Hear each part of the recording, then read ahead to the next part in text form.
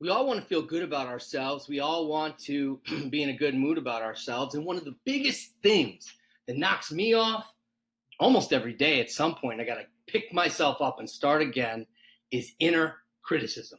Inner criticism totally destroys self esteem. What's self esteem? I have esteem. I see myself as important without arrogance, but I'm important. I have value. I have value.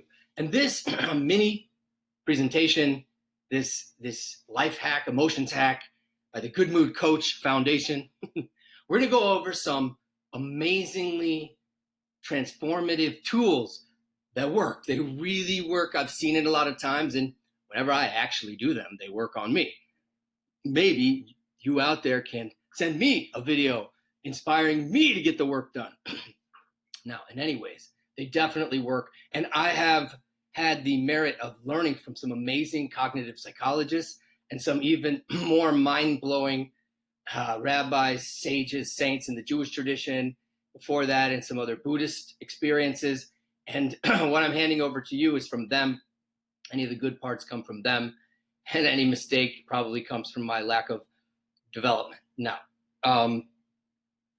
number one, de-identification. This is my favorite. If I had to make my top five, I would just start with number one, de-identification. One of the most powerful devices of the critical element in us that keeps us hooked tremendously is identification.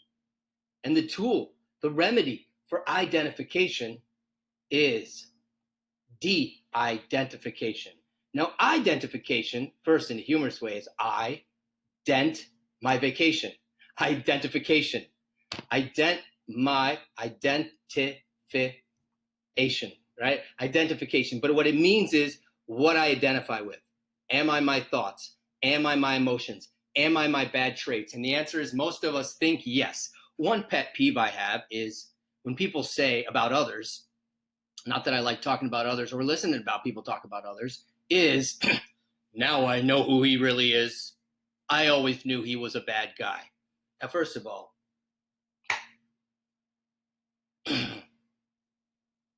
actions are separate than who we are. Thoughts are separate than who we are.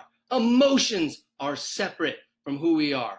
But we identify with them, and we identify that that's us. For example, I don't treat myself well.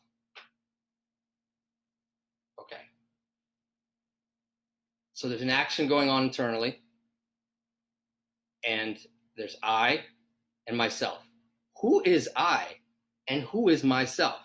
We're going to get to a different version of this tool soon, and it's an amazing tool. Now, okay, so identification.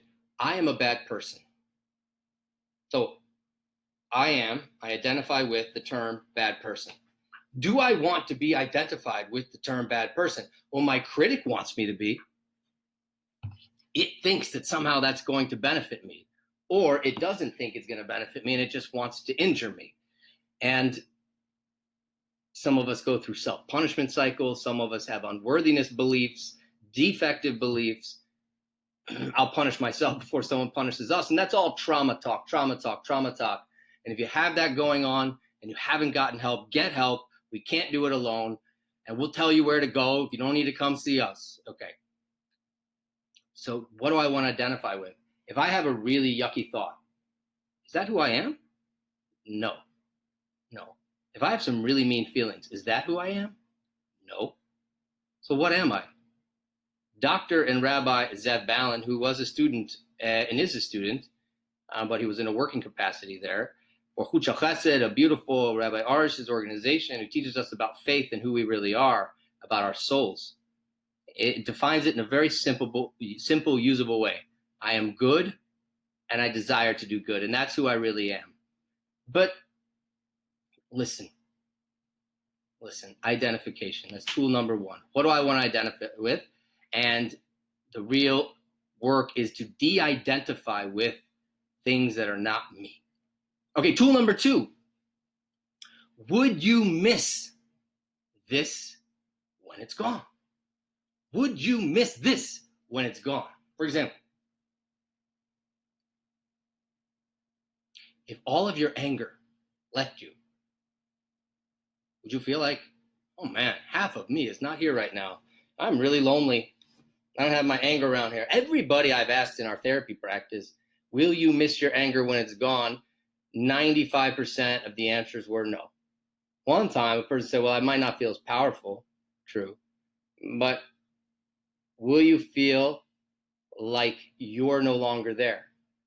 Whatever is a real loss that's part of us, when it goes away, we feel like we lost a part of ourselves. For example, if I lose a good friend, or I lose a parent, or I lose a part of my life that was really special to me, or I lose abilities to walk or to do things that were really part of my life, I feel a loss. I feel grief. I feel like I lost something that's me. And you hear mourners talk about, I really feel like I lost a piece of myself when he left the world. So, but if it leaves us and we don't feel like we lost ourselves, then it was never us to begin with. And this is a shortcut in identifying the real self, the authentic self. If, when it's gone, do you feel more yourself or less yourself?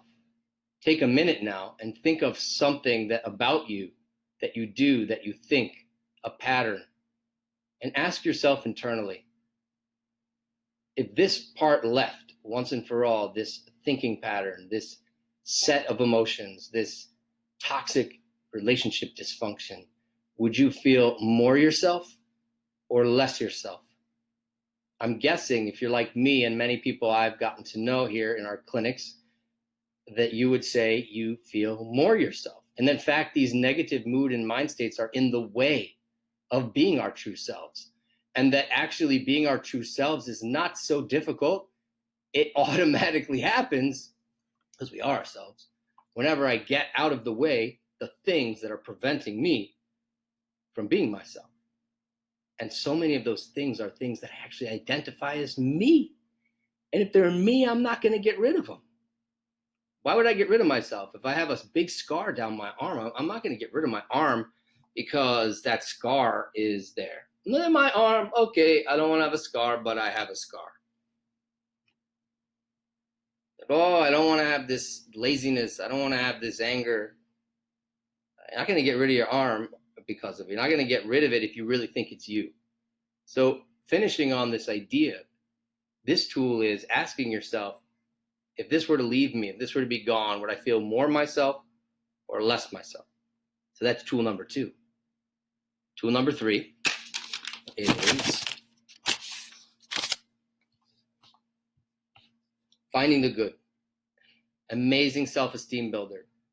There's holy mystics and Rabbi Arush, and in psychology too, in cognitive therapy, we see that finding the good and seeing the good in us creates self-esteem. I learned to like myself. Okay, great. What's the shortcut in that? I've discovered from applying this with a lot of people that what you have to do is basically find something in yourself that is uncontestably good.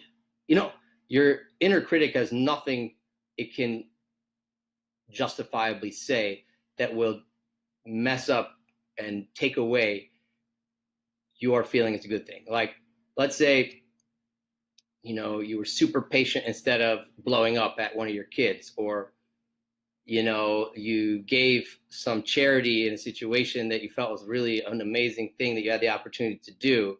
Would you label it? Would you identify it as a good thing or not a good thing? But if you could say in a very specific way that it's a good thing, then you're going to put this on a list. And there's a great 30-day challenge, 5 a day times 30. They need to be true, realistic, small, highly accurate, and detailed, and something that your critic does not object to. Do 5 a day times 30 is 150. Game changer. I dare you to try it. Okay. Number 5 or 4. 1, 2, 3. Is learn to not believe the critic. learn not to believe the critic. Number 4, it has a certain frequency. It's like a radio station. And if you found out that every single thing that 104.3 or 99.5 is telling you is either completely false, 40% false, 30% false, even 5% false, you can no longer trust that radio station, right? So that radio station in your brain, that's a tool too to work on, is to identify it, frequency, and to label it in your mind, to identify it as never telling the truth, and therefore becomes insignificant and lacks validity in terms of believing, in terms of belief. Now, finally, tool number 5 is amazing, from Rabbi Shlomo Eliezer Schick in his book on self-confidence. He says that there are 3 types of faith: faith in God, faith in the saints and mystics, that they bring us real teachings, and faith in other people and their own greatness that's in them. And finally, faith in oneself, number 3. What does it mean, faith in oneself? It means I don't feel self-esteem, and I don't feel confident, and I choose to believe anyways. So I don't have to be confident. I choose to believe that I have good and that I am good. And by doing that, without feeling it, without seeing it, it leads to it. So number 5, awesome tool. These are 5 tools. And in summary, number 1, the concept of identification and de-identification. Number 2, the idea of when it's gone, will you miss yourself? Will you be gone? Number 3, finding the good. Number 4, not believing the radio station anymore, seeing the lie and the non-truth. And number 5, learning faith in yourself, that you don't need to feel good or see good in order to be good.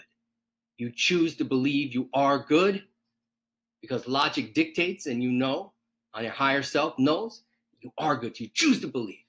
Thank you for joining us. This is a 12-minute mini crash course in building self-confidence, and these are techniques that really work if you work it.